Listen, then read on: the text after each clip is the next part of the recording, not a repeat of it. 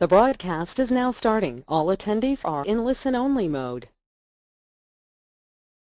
Hi everyone, thanks for coming out to our webinar on industrial solutions. If you have any questions or comments, please type them into the text box on the right. And without further ado, here's Bruce Collins. Thanks, Ron. This is Bruce Collins. I'm a product manager with Cambium Networks, and I want to thank you all for joining today. We're excited to be announcing a new platform in the Cambium portfolio. This platform is called cnReach, and I'll get to the many more details on that as we go. As was mentioned, you can put your questions into the chat window, and we'll have plenty of time for questions at the end. But certainly, if you have a question that occurs to you during the presentation, go ahead and put it in there, and we'll try to answer them as they come in where it makes sense. So I'll jump right into it. I'm going to give you a high-level overview of how Cambium solutions fit into the industrial Internet of Things space, and then we'll talk specifically about the new products.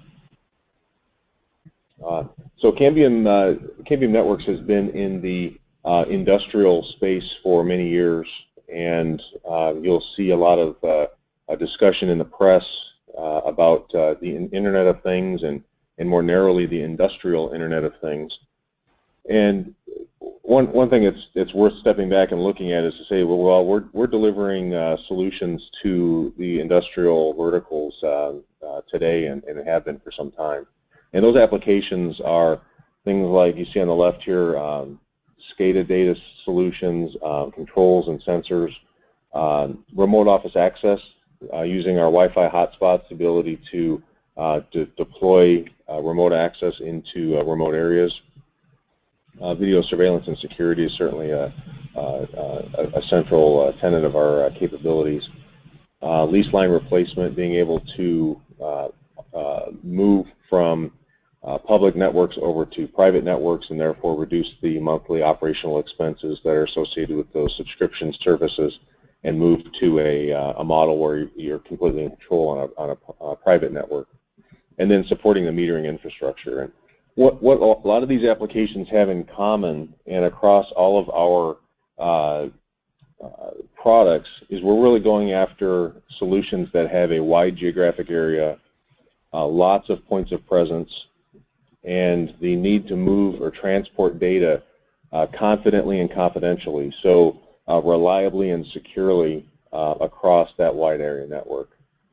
And the other thing you'll see is when you hear in the press about Internet of Things, you'll hear everything from Apple Watches to being able to automate retail operations and hospitals, but we're really focused on these areas where we have the experience and are frankly good at, which is these heavy industry spaces such as electric utilities, oil and gas, water, wastewater treatment type of operations, and then also into the rail and intelligent transportation areas where we can provide train yard automation, positive train control, intelligent traffic solutions for large highway systems. So we're really thinking in terms of heavy industry that's covering outdoor spaces. Examples of that I'll show you here is the electric utility. This is sort of a high-level schematic view of a network that starts with the electrical generation, whether it's coal or nuclear, distributing that over the distribution portion of the network out to the remote substations, and then from substations down to metering at both residential and business and industrial. And what you'll see is these bubbles of application where we can provide solutions from Cambium. And if you start with the green lines, that left line, that's a licensed microwave ring, so you might imagine a multi-gigabit per second ring that's covering a wide area. And then the spurs off of that might be additional PTP 820s. They might also be PTP 650 or PTP 450i. These are capabilities to provide that backhaul out to individual areas. And if you look in the lower right, then you could extend that further with a point-to-multipoint solution to deliver out to, say, backhauling smart meter gateways.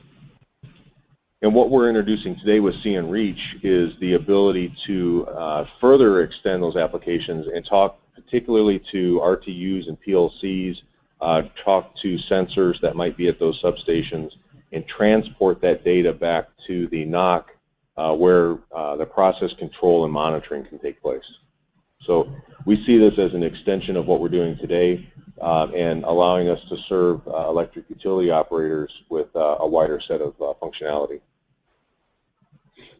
Similarly, if you look at the oil and gas and petrochemical industry, there's a need for many of those same applications. And if you look at the green bars in the diagram below, it's many of the same applications. It's point-to-point for backhaul, multi-point for video surveillance, and now with our narrowband solution with cnReach, the ability to do SCADA process monitoring and control.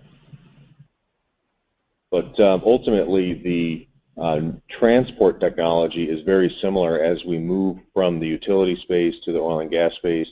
And then if I also show you here an example of water and wastewater treatment facilities.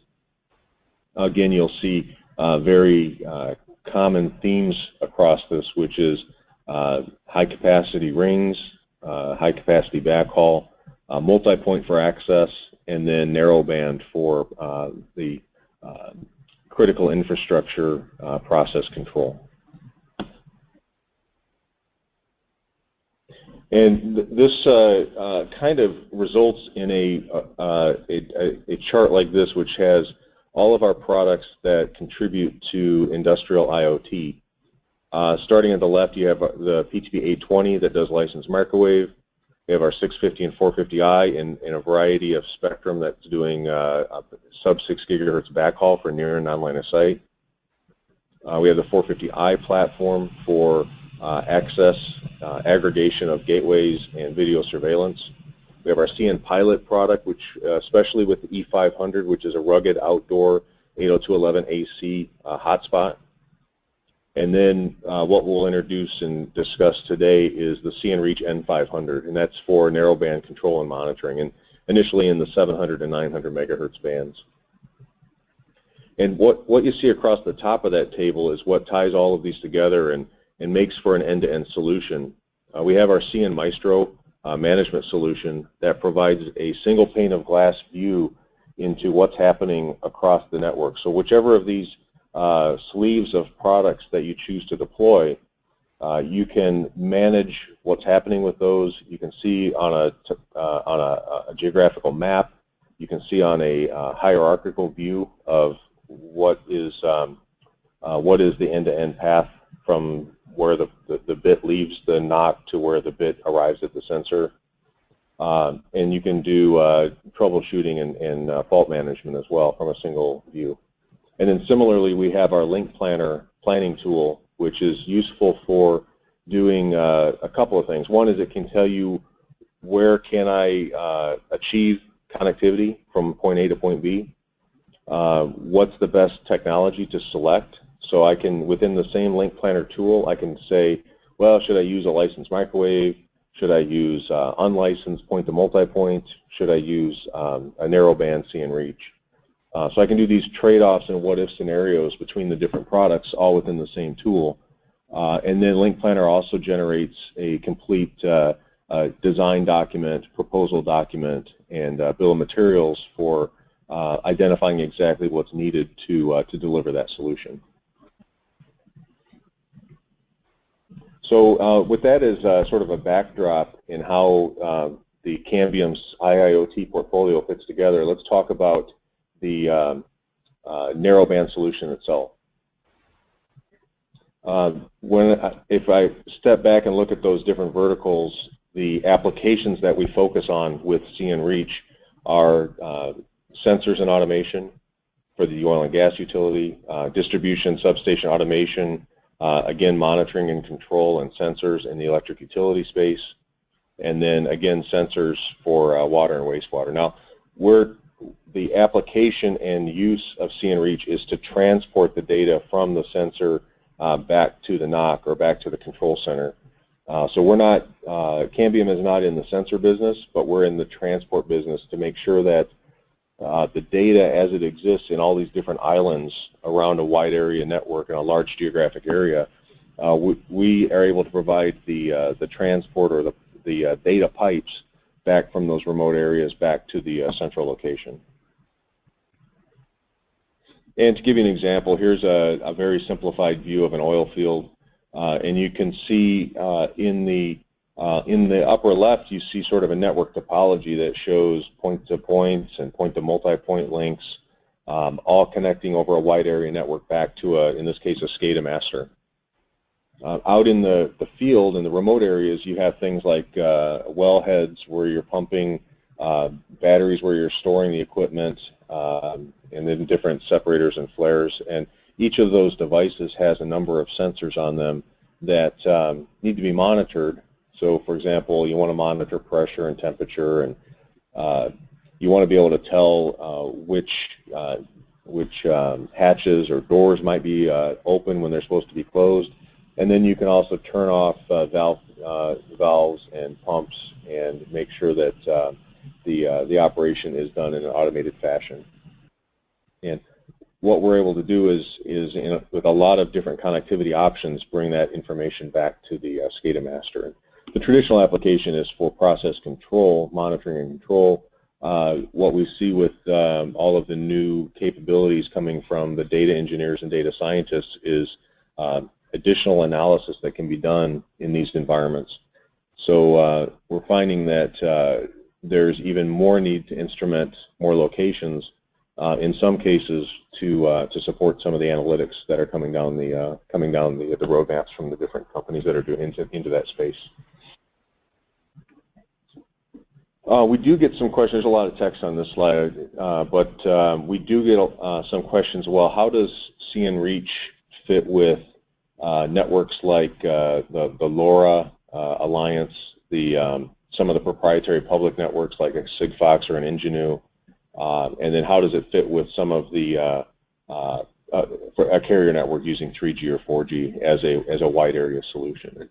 We're definitely on the private network side. So cnReach is designed to be a set of equipment that an industrial organization purchases and deploys as a private network and secures and manages and maintains as a private network, rather than building out a network and selling access to that network. So that's sort of the fundamental difference when we talk about private networks versus public. So some of the trade-offs you get with that are on Spectrum, we have both licensed and unlicensed products. So you'll see in cnReach the ability to run this in a licensed spectrum, so the organization can go out and get exclusive access to frequency to minimize any kind of interference. We also have unlicensed spectrum products that have very good interference tolerance in being able to operate in those unlicensed bands, where the many of the current discussions around LoRa are using unlicensed spectrum, and certainly the carrier networks is all licensed.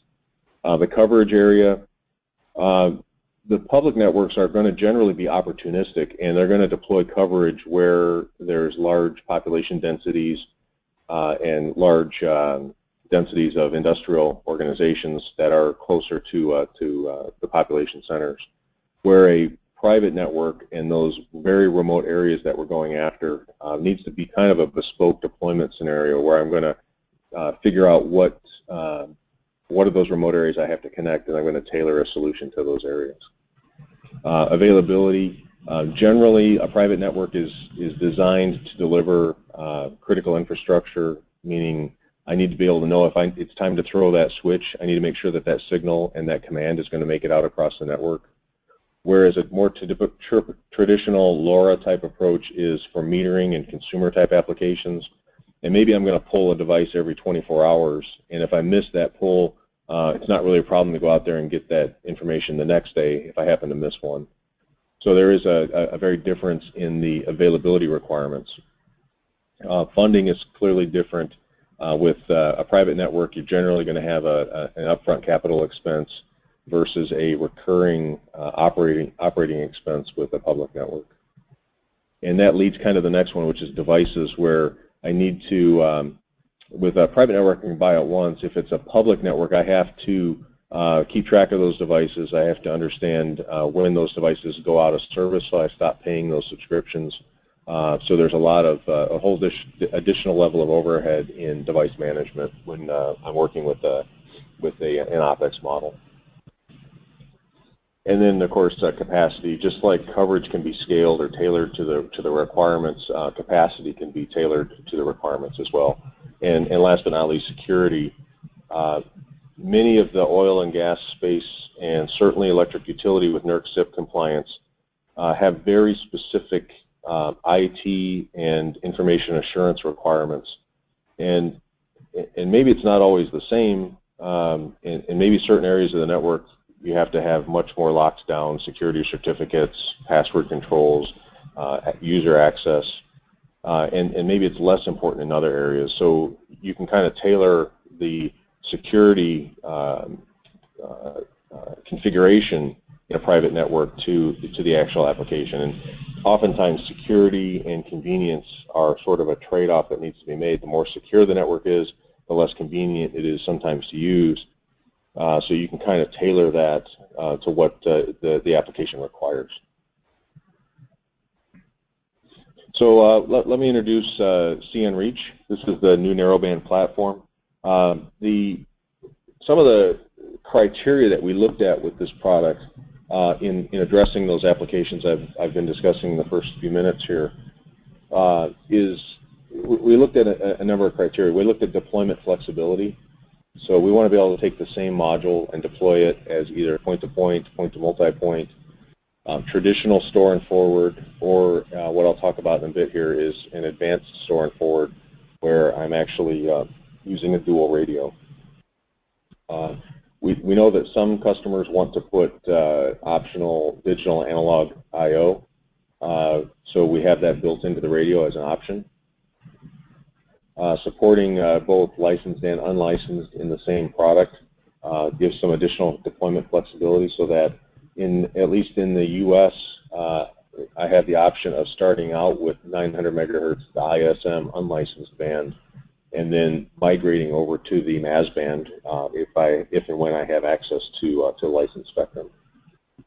For reliability, much like our other industrial products like PTP650, we do test cnReach 100% over temperature, so every unit is tested at both very cold temperatures, -40, to very hot temperatures at -40C to plus 60C, and functional testing is done, meaning we connect in pairs of radios and make sure that these radio modules themselves actually connect at all the different temperatures. For the oil and gas market, we have ATEX HAZLOC. This is the ability to work in intrinsically safe environments to prevent hazardous situations, and the product is manufactured in the USA. Low power consumption, this becomes important in certainly very remote areas where I might be looking at solar applications, might be looking at the ability to do battery backup. So this radio, depending on the duty cycle and depending on how often you're pulling it, is on the order of just a few watts of power consumption. And then scalability, especially in the 900 megahertz ISM band, we have the ability to do access point synchronization. So using our UGPS module, we can synchronize multiple access points using a GPS signal to deliver a very precise 1 pulse per second reference signal. We can lock the access points into making sure that they don't try to transmit at the same time on the same frequency.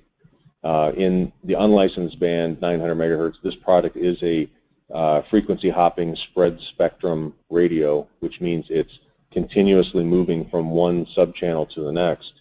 And by synchronizing the way that those multiple access points step through the different channels, we can minimize self-interference. The product supports adaptive modulation, which effectively means I can have a radio that's near, in a point-to-multipoint situation, I can have a radio that's near the access point operating at a higher speed, and then a radio that is further away might have, or maybe it has more foliage or more obstruction in the line of sight, can drop to a lower modulation. And so I'm going to maximize the efficiency or maximize the use of the over-the-air spectrum. The product is, as I mentioned, security is important. That kind of comes from our heritage coming out of Motorola Solutions, working on public safety applications. It also is a factor in our national defense and military markets.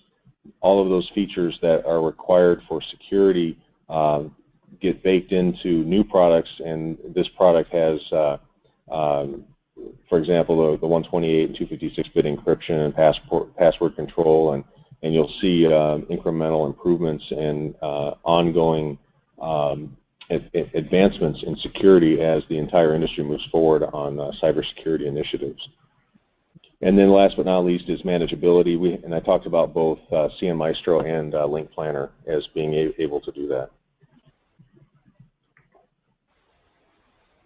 So there's two different bands. The first band we'll talk about is the 900 megahertz narrowband solution. This is the same radio module can be deployed in either the MHz license band, and you can see that 928 to 960 megahertz, or through a software configuration I can swing that over to the ISM unlicensed band. So again, I can start out unlicensed and later on move to licensed. You'll see the transmit power is up to 3 watts on the licensed side, and it's limited to by the FCC on the unlicensed side, but it can go to the maximum of 1 watt. This is definitely what we refer to as a narrowband solution, which allows you to go long distances with high system gain and high receive sensitivity, so you have very reliable signals. And we're talking about up to 210 kilobits per second on the MHz license band, and then with unlicensed up to about 4.4 megabits per second. We'll talk about some of the I/O capabilities here in a moment. So similar to the 900, we have a 700 megahertz narrowband radio. This is a licensed band product. It has 2 1 megahertz channels in the U.S. From 757 to 758 and 787 to 788. These are licensed band products that have typically been used by electric utilities, but are available to critical infrastructure operators through subleasing from the owner of that spectrum. This product does up to about a megabit per second, depending on the channel size that is licensed. And again, long distance security is consistent across the platform. The deployment topologies, you can see in the top is point-to-point and point-to-multipoint. On the bottom, what I'm showing is that sort of advanced store and forward repeater capability, where I have in the radio second from the left, there are 2 radio modules in there. So you can imagine a relay node that needs to point both east and west. A traditional store and forward repeater would have a single omni at that point and would, in sort of a bucket brigade fashion, listen on the east side and then turn around and send that data to the west side. What we're able to do with cnReach is, with a dual radio configuration, I can be transmitting and receiving in both directions at the same time from a single module. And then similarly, in the radio third from the left, you'll see a point-to-point backhaul followed up with a integrated multi-point. So think of that as essentially as a self-backhauling access point.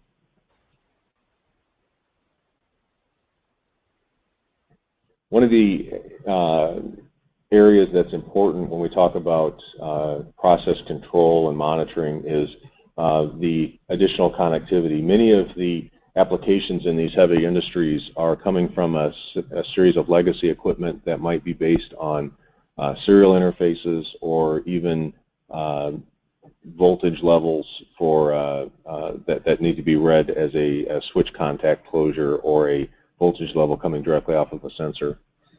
So in the interest of easing the migration from analog and legacy systems to all IP systems, cnReach has a significant amount of connectivity built in to allow that migration. So some of the things that you can connect using any kind of RS-232 serial port with a command line, serial bus sensors on a 422 or 45 serial bus, SCADA control systems by allowing the pass-through of DNP3 traffic and Modbus traffic, any kind of terminal server client interface that's using serial data. Certainly there's, as we migrate to all IP networks, the ability to connect to anything that has using TCP/IP, and then analog and digital I/O signals. So a lot of different connectivity to build out these solutions, and then ultimately take that data and pass it over the air so it can head back to the NOC. Within the radio itself, the switching, the data capabilities, there's a switching fabric. So there's an integrated Ethernet switch with layer 3 routing. So you can be very precise about what traffic goes over the air and what traffic stays local at that cnReach radio. You can also do, for simplicity, you can also deploy this as a completely layer 2 flat network. So you have a couple of options there. And really what the goal of the data fabric or data capabilities is to keep licensed and unlicensed traffic separate. I can try to reduce the amount of broadcast traffic that goes out over the air on narrowband channels. I talked about store and forward applications where I have a relay node and I want to make sure that data that's destined for a relay point doesn't go beyond that. It stays at that first hop.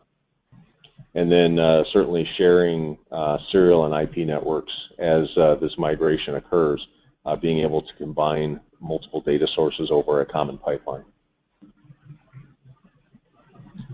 Here's a little bit larger picture of the radio and gives you a sense of the connectivity and the I/O. You can see on the front of the radio there's two 10100 Ethernet ports. There's two serial interfaces that can be 232, 422, or 485. On the picture on the top, you'll see two TNC connectors. This is the ability to configure one or two radios in the module. And then on the lower, or on the picture on the right, you'll see a little green bar on the left of the radio.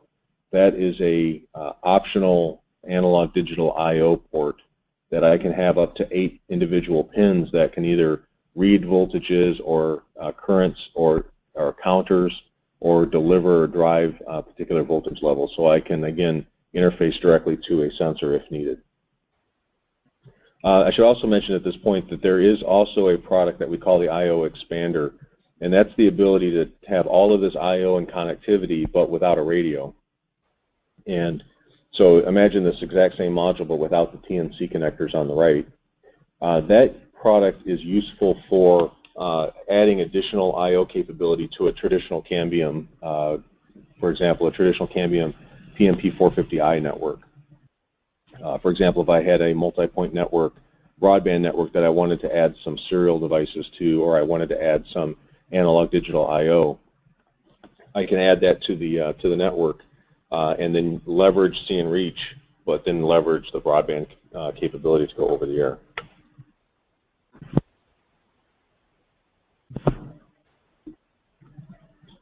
A little more detail, there's a web-based management interface. So while I mentioned cnMaestro as the centralized overall management, you can do everything locally on a local web interface using either HTTP or secure HTTPS. There's a mechanism to distribute firmware over long periods of time, because if you think about these are narrowband pipes delivering connectivity in these solutions, we can schedule a software update to occur over, say, 24 hours or even longer period of time, where I'm going to push that out over the air in a broadcast mechanism from the access point. So the files might be 5 to 10 megabytes, and I'm going to slowly trickle that out to all of the devices, and then I can, once it's out there to those devices, then I can say, yep, it's time to go ahead and do that software update. And then similarly, I can do a file-based backup and restore my configuration, so I can store common configuration files and push them out to the remote areas. This sort of shows how cnMaestro fits into the overall architecture. You have the overriding network management and fault and performance management that sits on top of both our backhaul, our distribution, and now our edge products, which include cnReach and cnPilot. And here's kind of here's a early prototype of a graphical user interface for cnMaestro managing cnReach products. Again, this is a prototype. We're expecting to have cnMaestro integration available for beta testing in about 60 days, and that will show the ability that you see here on the screen, where I can have I'm actually selected on a cnReach access point. That shows me where that is in the geographical view of a map view of a network. I can see the historical throughput levels on that radio, what data has actually been driven through this portion of the network. I can see what clients that are hanging off of that access point and whether they are active or interactive or online or offline. I can see the hierarchical view. If you look at the left, I can see that this is fed by in this example, it's a point-to-multipoint access point. So that's, for this case, a PMP450i feeding a PMP450i subscriber module, and then a cnReach access point off of that. So it's just an example of how a hierarchy might be shown, and that allows the operator to very quickly see that if there was some issue with that 450i subscriber module, what devices are dependent on that that product's capability or connectivity. And then on the right, you can see things like what's its current throughput capacity, a lot of the parametric data about that particular device, like the configuration of the IP addresses and what version of software it's on, a variety of those things, what frequency it's operating at. So I kind of get a quick snapshot on a dashboard. And there's much more to come on Maestro, but this kind of gives you a flavor of how it works with cnReach and how it's integrated across the other platforms. And then LINKPlanner works in a very similar fashion to how those of you that might be familiar with how LINKPlanner is used for our PTP 650 products or our PMP 450i products. It works in a very similar fashion where I start at the top left, I select the band I want to operate in, I select the product, I select some of the parameters or configurations around it. In this case with cnReach, you'll pick which modulations do I want to have active and enabled on that product, whether I'm going to use synchronization. And then it pulls a path profile from a centralized server, and it'll show you what is the terrain from point A to point B. And then I can edit that terrain by adding obstacles if I see those. I can do some nice back and forth interactions with Google Earth and see with KMZ files and see exactly what obstacles might be in that path. I can kind of do a virtual site walk or path walk to see what other issues might occur in that link. And then I can go further down and I can select which antenna I want to use to decide how much gain I'm going to get. And then ultimately what you're targeting is at the bottom a particular amount of capacity at a certain availability level. And once I start doing these trade-offs in channel band, channel sizes, frequency selection, antenna selection, I'll start to see the trade-offs in what-if scenarios on the performance summary, and I can design this in until it meets the necessary criteria. It's also worth pointing out that with cnReach you get the entire capability of Cambium support. That includes this global sales team with both sales managers and pre-sales technical managers, as well as our inside sales team that can help understand product configurations and availability and different options that might be available.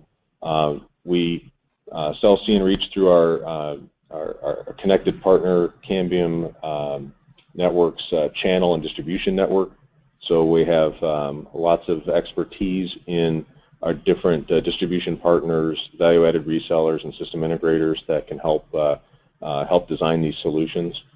Many of those channel partners have gone through our or will go through our training program. We'll have certified engineers in cnReach, so we offer training and certification. We offer webinars like this on a regular basis on a variety of topics. Some of them are more technical in nature, some of them more solutions in nature. And then certainly our support center is available for picking up the phone and calling somebody or sending an email, and then we can escalate that to a Tier 3 engineering team that is co-located right here with our engineers and can help on any issues that require more complex analysis or troubleshooting. And then the product is available with a 1-year standard warranty and the ability to add additional warranty, as well as the ability to do what we call advanced replacement. So if you'd like to purchase an advanced replacement extended warranty that kind of covers more fault conditions, lightning or any other types of faults or failures that might occur, and we can send you a replacement unit in advance of your returning the original unit. So it's kind of a nice add-on to the overall system availability. So I'll kind of summarize and we'll move to questions. So if you have any questions before I summarize, you can put them on the chat window. Essentially what we're doing with cnReach is we're adding to our existing portfolio for industrial applications. We can cover connectivity from 2 meters to 246 kilometers. We do indoor and outdoor coverage. We're adding kilobytes or kilobits per second to our megabits and gigabit per second capabilities. So regardless of the payload requirements, we can deliver different capabilities. You can see lots of different topologies, scalable, secure, global. I should mention that cnReach, as we launch it this week, is targeted and available in North America, US and Canada, and that's at the 700 and 900 megahertz spectrum. We are going to very quickly follow this up with additional bands. So be interested in feedback from those of you that are outside of North America on priority of additional bands. Examples of that might be 400 megahertz, 200 megahertz, or 100 megahertz.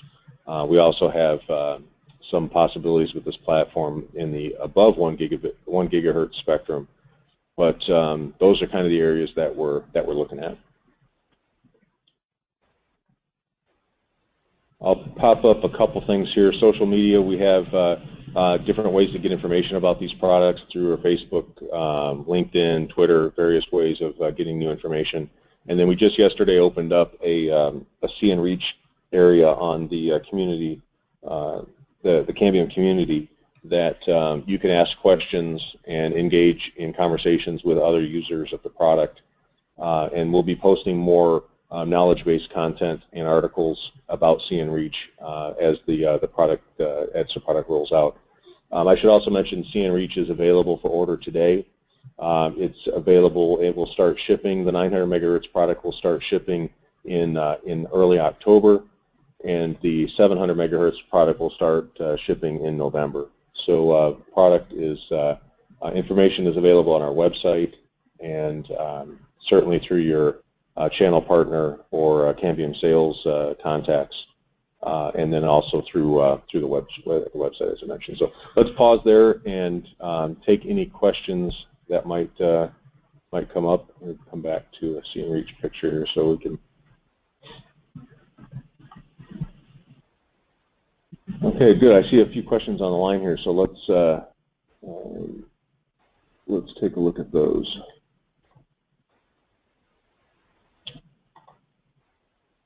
So first question on here is, in the future, will it be available, will cnReach be available in other bands, particularly 2.4 and 5.8? So what I see today is, again, currently it's in 700 and 900, and as I mentioned, the candidate bands to go beyond this will be 400 megahertz, 200 megahertz, and then possibly the 100 megahertz as well. 2.4 is a possibility. Platform can support that. We don't have that on the short-term roadmap, but I'd be interested in the application. The other thing to keep in mind is the ability to mate the cnReach I/O expander with the PMP450i that's operating at either 2.4 or 5.8, and use the I/O capabilities of cnReach to deliver and to provide that serial and I/O connectivity. So that's another option at 2.4 and 5.8. There's a question about mesh. The cnReach is not a meshing product. It's a hub and spoke or point-to-point. So point-to-point, point-to-multipoint, and relay options with cnReach. How many digital analog I/O are supported? I don't have all the detail in this presentation. There's certainly more available. There are 8 different pins, and they're programmable in how they're suited for either input or output, and whether I'm measuring a voltage level, a current, or a count. So I can do quite a lot of flexibility with that, and that's all then readable using traditional Modbus type of application. So I can read the status of those digital analog I/O using Modbus protocols. There's another question for repeating endpoints. How many hops are allowed in an endpoint? So there's there's a difference here between sort of a theoretical limit and then sort of a practical limit.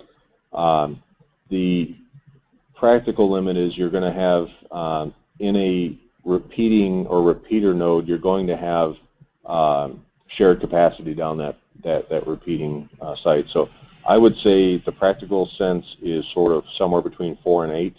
I believe the theoretical could go higher than that, but in practice, I don't know that you go much beyond sort of that 4 to 8.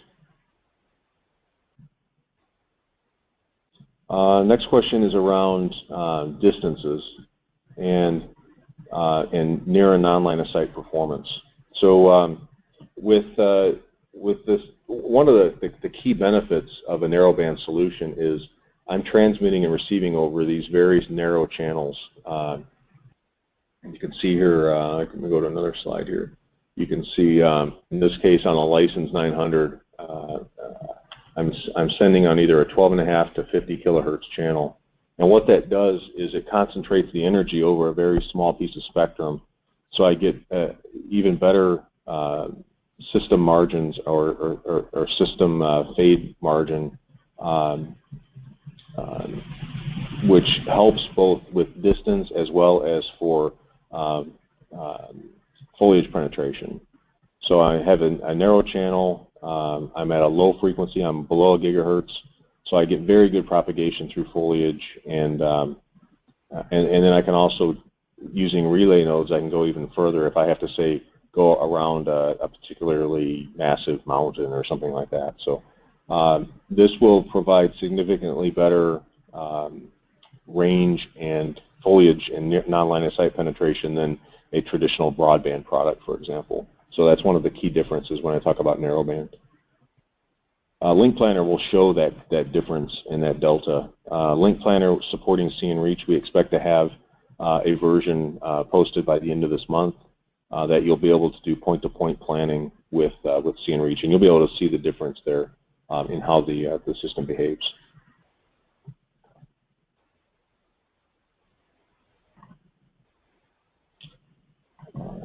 Another question about does LINKPlanner work with an Apple or a Mac iOS? So yeah, LINKPlanner works both with Windows and Mac. I will say that for a variety of reasons, the Windows version is more featured primarily because of some of the licensing constraints on iOS and the ability to integrate with some of the mapping capabilities. So you'll generally see better. You'll get a better user experience on the Windows client-based version. So yeah, I appreciate all these questions. It's good. I'm going to keep going here. So another question about bandwidth. Will the product be available in a UHF 403 to 430 megahertz band? So that's one of the candidates to follow up this initial release with. So I would say that that's the leading candidate, and I would look for that in the relatively short term. So definitely I anticipate that that coming down the pipeline here.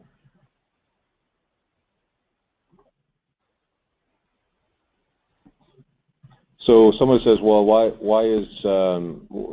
would I consider cnReach versus a PMP 450 in an oil and gas network? So really, it's a couple of different aspects to it. One is again that narrowband capability, so I can have the long distance through very difficult terrain and foliage. So I have a better system gain with the narrowband product. I have significantly more I/O capability, although I can add the I/O expander to a 450 platform. So I certainly have the ability with cnReach to extend the I/O capability at the subscriber modules if I happen to be choosing a PMP 450 or 450i. But I would say the big benefit is with cnReach is its ability to run in narrowband for better coverage and non-line of sight penetration, and then of course the ability to operate in the sub-gigahertz bands and particularly licensed bands. So the 450i, it is available in 900 megahertz. The channel size at 900 megahertz, the smallest channel size on a PMP 450i is 5 megahertz, and you can see here that the largest channel size on a cnReach is 1.2 megahertz. So this one, cnReach stops in increasing channel size well before the 450i even starts. So there's a significant difference in capacity, but I think you'll also see that in the system gain.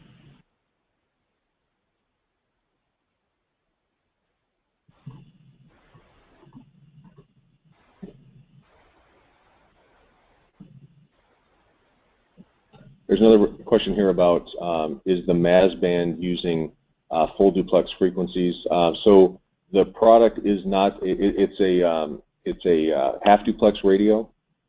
It can use full duplex frequencies, meaning it can transmit on one half of a full duplex frequency allocation and listen on another, or you can configure a radio to transmit and receive on the same channel in half of a full duplex allocation. And that on the MHz license band, it's 3 watts power in the transmit power side.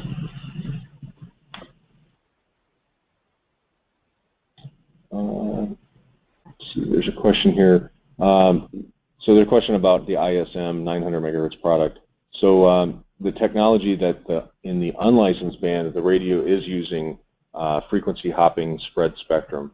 And what that means is it takes that traditional ISM unlicensed band, the 902 to 928 megahertz, and slices it up into a large number of channels based on the channel bandwidth. So you can see anything from a 76 kilohertz channel up to a 1.2 megahertz channel. Slices that band up, and you can tailor how wide that channel is and how wide the hopping range is.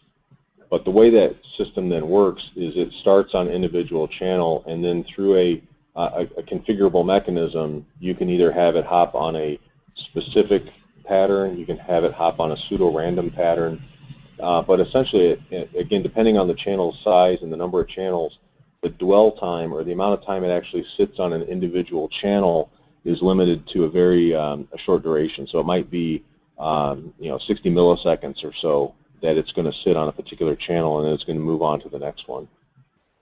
So that's called FHSS, or frequency hopping spread spectrum, and that's in the unlicensed part. If I take that same module and I configure it to operate in the MHz license band, then it's going to operate in a more what we might call a more traditional on the broadband side, where I'm going to sit on the channel that's been allocated to me, and I'm going to do that send and receive, transmit and receive on that particular channel, and I won't be hopping in the license side. There's a question about getting access to 700 megahertz spectrum. There's a company called Access Spectrum that owns the 700 megahertz, and they sublease it to individual operators and organizations. If you go to their website, you can see information about where the spectrum has been allocated and sold, and it's again, it's two 1 megahertz channels. I'll go back here and show this: 757 to 758 and 787 to 788, and you can get today up to 250 kilohertz channel allocations from them, and they'll cover a particular geographic area. So that's the last question I have on the inbox here. Is there any last-minute questions that anybody has? I do appreciate we had great attendance today, and I appreciate everyone joining.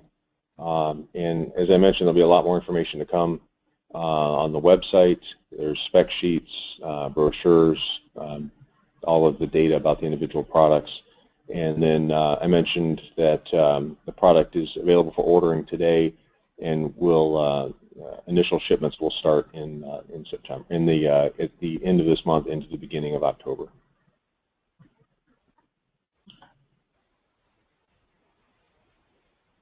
Okay, that looks like all the questions.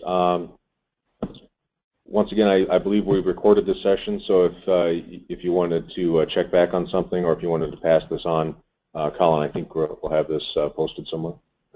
Okay. All right, thanks again, everybody.